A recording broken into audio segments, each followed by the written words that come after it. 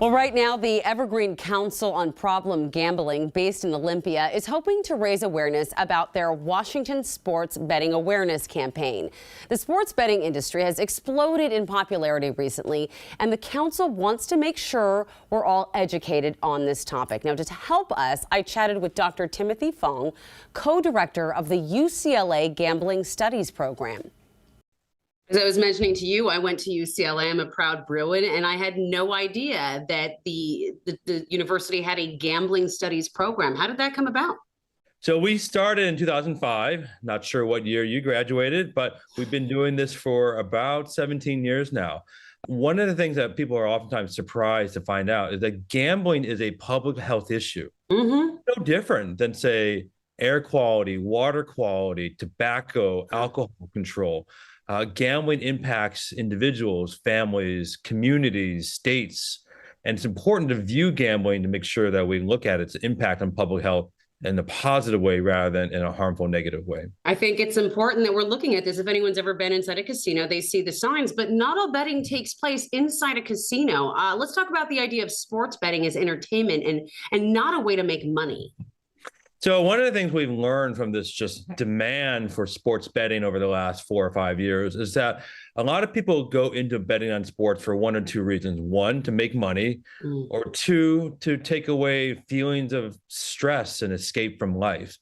Sports betting, sports wagering, sports gambling, however you want to define it, it's not a financial investment. It's not a way to sustainably make money. It's not like going to work and earning a paycheck. It's just not a way of doing that. And I think that's really important framing so that people understand what sports betting is and is not. So I understand that you say that, and it's easy enough to say, but the bottom line is some people who think they know a lot about sports think, this guy's wrong, I can make money. So how do you tell someone that it's maybe not possible?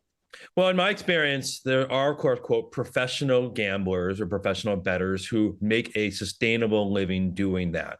But for the vast majority of people out there, I think of it as expenditures on entertainment.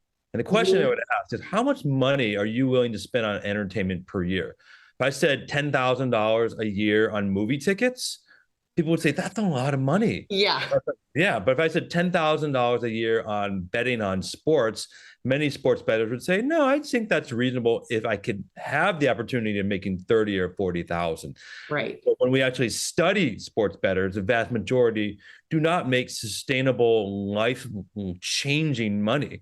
And that's where you'll see, though, in social media, somebody makes a bet, they earn 80,000 or win 100,000, and everyone thinks that that's going to be them. But it's kind of like the lottery winners. There's only a few who make life-changing money with not sustainable, career-defining income. I am so glad I asked you that, because that data that you just shared is the kind of data that can hopefully change minds. And my question now to you is, what do you do if someone you know or love, if you suspect they have an issue with sports betting? Well, it should be the same thing if you have concerns about a family member with a medical or psychiatric issue.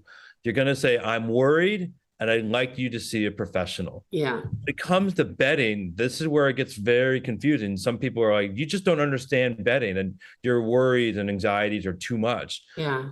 We have to be honest with one another. If you're worried about your loved ones gambling affecting their lives or your life, your worry is real. And it should be those words. I'm worried about your gambling, and I'd like you to seek professional evaluation. I've had a lot of patients who come into my office, their loved ones are worried, and it turns out they do not have a gambling addiction. They do not have any mental health problems. It's just simply a lack of education by family members. But that's not always the case. Well, I'm grateful for you for providing some education today. You had mentioned that you're in the medical center right now, surrounded by all the other medical fields. How does the issue of gambling impact public health as a whole? Well, gambling behavior, and specifically what we focus on, gambling addiction, gambling disorder, impacts physical and mental health. We have suicides, we have substance use disorder, we have stress-related physical illnesses like heart attacks and heart disease that come with gambling disorder. We have higher rates of insomnia with men and women with gambling disorder. So having the condition of gambling addiction or gambling disorder, like any other addictive disorder, comes with it a lot of harm, physical, mental, psychological, social. Is recovery at all possible? And if so, what does treatment look like? Absolutely. Not only is recovery possible, but recovery works and treatment for gambling disorder works. What does it look like? It looks like someone I just saw earlier this morning where their lives are better and they're not overwhelmed by gambling thoughts and urges and cravings. They can sleep better. They don't do the behaviors that cause them damage, lying, preoccupation, urges with gambling, committing crimes and finance their gambling. So what treatment looks like, it looks like what treatment looks like for all other mental health and addictive disorders: individual therapy, 12-step support groups, comprehensive support by family members and friends, and living a life of recovery. All right, so if you or someone you know and love is struggling with sports betting or other forms of gambling, there is help, 24/7 help, in fact, and information, and confidential referrals to free or low-cost treatment in Washington state. That's all available. All you have to do is call or text 1-800-547-6133. And if you'd like more information about the Evergreen Council on problem gambling, you can visit keepitfun.wa.org. There you go. Well, coming up next, we've got some gifting suggestions, this time for the techie on your list. Our chat with the gadget guy, Steve Greenberg, when we come back. This portion of New Day Northwest is sponsored by Evergreen Council on Problem Gambling.